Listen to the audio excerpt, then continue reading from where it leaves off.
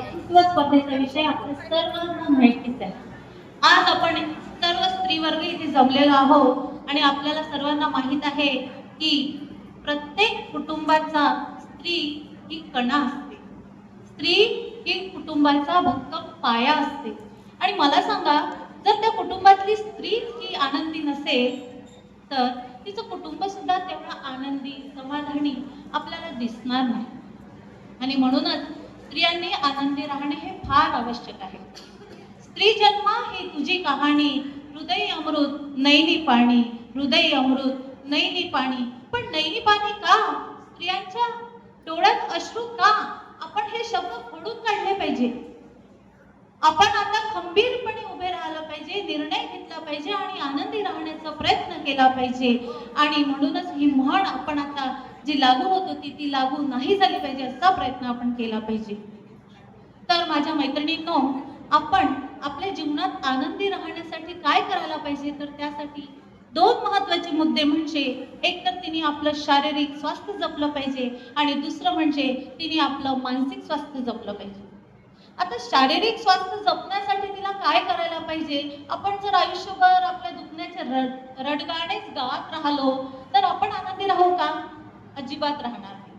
आणि म्हणून आपल्याला दुखणे यावंच नाही किंवा आपल्याला कुठलाही त्रास होऊ नये यासाठी आपण कमीत कमी स्वतःसाठी निदान 1-2 तास तरी आपल्यासाठी वेळ काढायला पाहिजे. मग मैत्रिणींना तुम्ही म्हणाल की आता या 1-2 तासात आम्ही काय करायला पाहिजे? तर सगळ्यात महत्त्वाचं म्हणजे माझ्या या आधीच्या सर्व मैत्रिणींनी सांगितलं की व्यायाम करायला पाहिजे, एक्सरसाइज करायला पाहिजे. सोबतच आपण आपल्या मैत्रिणींशी गप्पाही मारायला पाहिजे. निसर्गरम्य वातावरणात आपण रमायला पाहिजे. आजकालच्या स्त्रिया या सोशल मीडियामध्ये जास्त रमतात. पण सोशल मीडियामध्ये रमल्यामुळे तुमच्या शारीरिक व्याधी मात्र चांगल्या होणार नाही.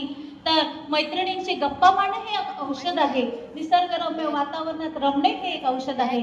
आणि अशा प्रकारे आपण स्वतःसाठी जर वेळ काढला तर आपण बऱ्याचशा व्याधींपासून दूर राहू शकतो. सोबतच आपण जर आनंदी राहिलो तर आपण इतरांनाही आनंदी ठेवू शकतो. म्हणूनच शारीरिक स्वास्थ्य जपणे हे फार महत्त्वाचे आहे. दुसरी गोष्ट म्हणजे मानसिक स्वास्थ्य जपणे. Happiness of our life depends upon the quality of our thoughts. हो, आपले चांगले विचार, सकारात्मक विचार यावरच आपला आनंद हा अवलंबून असतो. आपण जर सकारात्मक विचार केला, आनंदी राहण्याचा विचार केला, नेहमी पॉझिटिव्हिटी ठेवली तरच आपण आनंदी राहू शकतो. पण आपण छोट्या छोट्या गोष्टीत आनंद शोधला पाहिजे. पण आपण काय करतो? कुठल्याही गोष्टीत आपण आपला स्वतःची तुलना इतरांशी करतो. त्यांच्याजवळ हे आहे, माझ्याजवळ हे नाही. आणि असे छोटे छोटे दुःख आयुष्यभर आपण हे दुःखांचे ओझे वाहत असतो. आता बघा, एखादा जर दगड, थोडा मोठ्या साईजचा दगड तुमच्या हातात दिला आणि तुम्हाला म्हटलं की थोड्या दूरपर्यंत चाल, आपण तो दगड घेऊन थोड्या दूरपर्यंत चालू. पण थोड्या वेळानंतर मात्र आपल्या हाताला तो दगड भारी व्हायला लागतो, वेदना व्हायला लागतात. अजून थोड्या दूर गेलं की अजून जास्त वेदना व्हायला लागतात आणि अजून जास्त दूर गेलं तर आपल्याला अतिशय वेदना व्हायला लागतात आणि आता मात्र आपल्याला असह्य व्हायला लागते. अशा वेळेस जेव्हा आपल्याला तो दगड खाली ठेवण्यास सांगितला आणि आपण तो दगड खाली ठेवला तर कसं बरं वाटेल आपल्याला? अतिशय सुखकर असा आपल्याला भास होईल, म्हणजे सुखद आनंद होईल की हश, गेला एकदाचा हा दगड माझ्या हातून.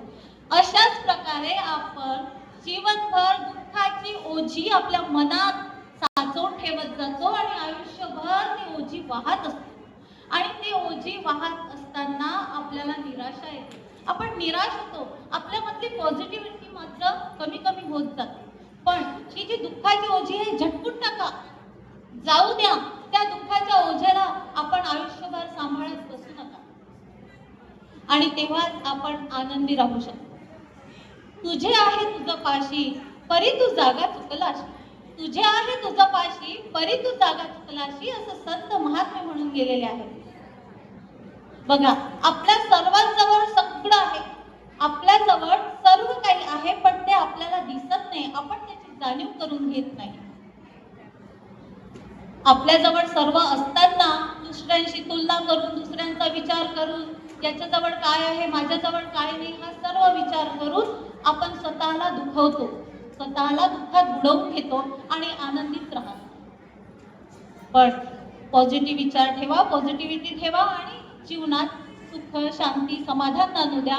नेहमी हसतमुखत राहा.